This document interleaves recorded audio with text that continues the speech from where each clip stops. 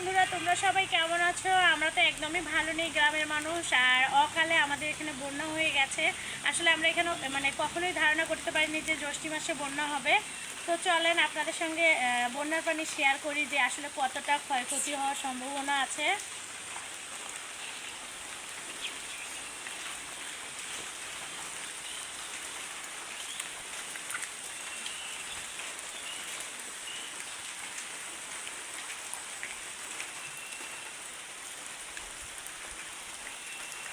এই যে দেখেন কি অবস্থা, কি পরিমাণ পানির আর কি স্রোত, ঠিক আছে। তো এরকম যদি আবহাওয়া থাকে তাহলে আরও পানি বাড়তে পারে। আর এদিকে যে মানুষের ধান ফল যা কিছু বলেন সব কিছুই কিন্তু নষ্ট হয়ে যাচ্ছে।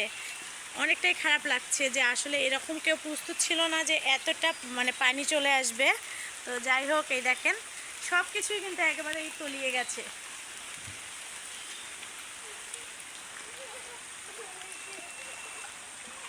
আর এই তো আমি কিন্তু একটু পানির মধ্যে আসতেছি, ভালো লাগতেছে অবশ্য। পানিগুলো কিন্তু প্রচুর ঠান্ডা।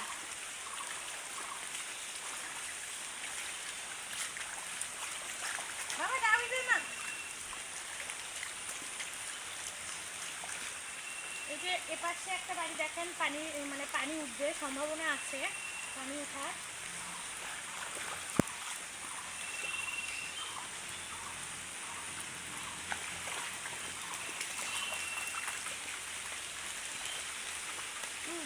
এই যে এই ঘরটা দেখতে পাচ্ছেন সরকারের দেয়া ঘর। এই ঘরটা তো আসলে পানি উঠতে পারে, প্রায় পিরালির কাছাকাছি হয়ে গেছে পানি। তো মোটামুটিভাবে সব কিছু আর কি তলিয়ে যাওয়ার সম্ভাবনা আছে। তো ভিডিওটি আপনাদের কাছে ভালো লেগে থাকলে অবশ্যই ভিডিওটি সবাই একটু লাইক কমেন্ট শেয়ার করে পাশে থাকবেন। সবাই ভিডিওটা একটু শেয়ার করে দিবেন যে আসলে দেখেন জ্যৈষ্ঠী মাসেও বন্যা হতে পারে, আবহাওয়া পরিবর্তন হয়ে যাচ্ছে। তো দেখেন কি পরিমাণ বন্যা হয়েছে, আসলে দেখেন এক হাঁটু করে পানি হয়ে গেছে। আর ও পাশেও কিছু বাড়ি আছে পানির নিচে আর কি। যদি এরকম বৃষ্টি হতে থাকে বা পানি আসতে থাকে তাহলে কিন্তু অনেকটাই বন্যা হতে পারে। আর জ্যৈষ্ঠী মাসে যে এরকম বন্যা হয় আমার জানা ছিল না। এই তো দেখেন কিছু কিছু বাড়ি কিন্তু পানি অলরেডি উঠে গেছে। এদিকে এই যে একজন অসহায় এক ব্যক্তির একটা ঘর ছিল, সেটাও পানির নিচে তলিয়ে যাচ্ছে। তো দেখেছেন অবশ্যই, তো দেখেন কতটা চিন্তায় আছে গ্রামের মানুষ। দেখেন পানির নিচে ধান, আর এই ধানগুলো কিন্তু কাটছে এভাবেই, কি করবে, তাছাড়া কোনো বুদ্ধি নেই। কারণ আর একটু পানি হলে একেবারেই তলায় যাবে। তো এই জন্য তার আগেই কেটে নিচ্ছিল ধানগুলো। তো আসলে সত্যি অনেক চিন্তার বিষয়। এই তো দেখেন কি অবস্থা, এই দেখেন অনেকটাই পানি, আর সব ধান একদম পানির নিচে তলায় আছে। খুবই দুঃখজনক একটা ঘটনা। আপনাদেরকে একটু জুম করে শেয়ার করছি। এই তো দেখেন, এই যে দূরে পানি দেখা যাচ্ছে, এটা কিন্তু নদী। তো ওই নদী থেকে কিন্তু এই পানিগুলো আসতেছে।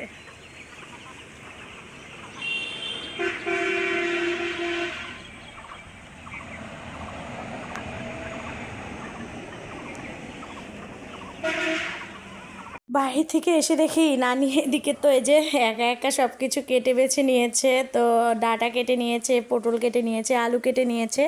তো নানিকে জিজ্ঞাসা করলাম কী রান্না করবা, তারপরও কেন জানি কয়েকটা ডিমও দেখতে পাচ্ছি। তো এরপর নানি বললো যে এগুলো হচ্ছে আর কি ভুনা করবে আর কি, ডাঁটা দিয়ে ডিম দিয়ে।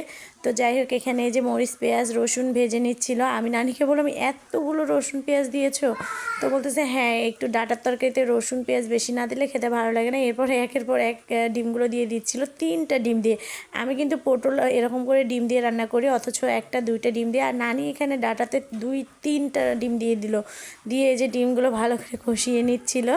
তো যাই হোক, আমি নানিকে ক্যামেরার সামনে নিয়ে আসতে চাই না, এই জন্য আর কি তাকে ক্যামেরার সামনে নিয়েও আসিনি, শুধু রান্নাটা শেয়ার করছি তোমাদের সাথে। দেখো বন্ধুরা, তো আমাদের গ্রামের অবস্থা দেখেছো তো মোটামুটিভাবে অনেকটাই খারাপ।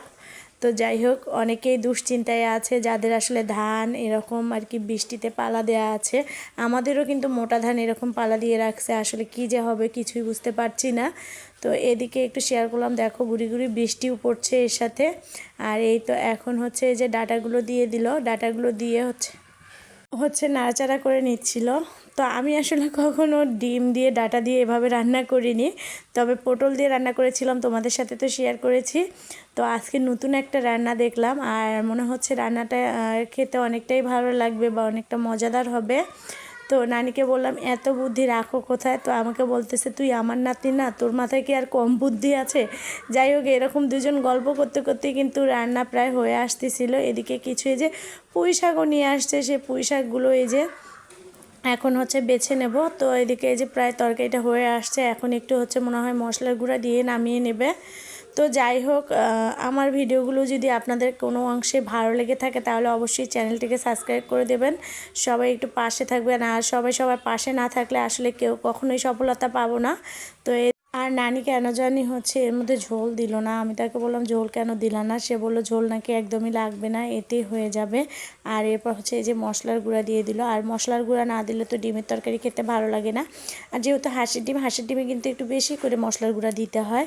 তো এখন হচ্ছে আর একটু ভাজা ভাজা করে নানি নামিয়ে নেবে।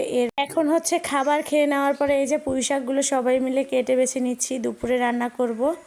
তো যাই হোক, সবাই ভালো থাকবেন, সুস্থ থাকবেন, আমার জন্য দোয়া করবেন, আমার গ্রামের মানুষের জন্য দোয়া করবেন। আল্লাহ হাফেজ।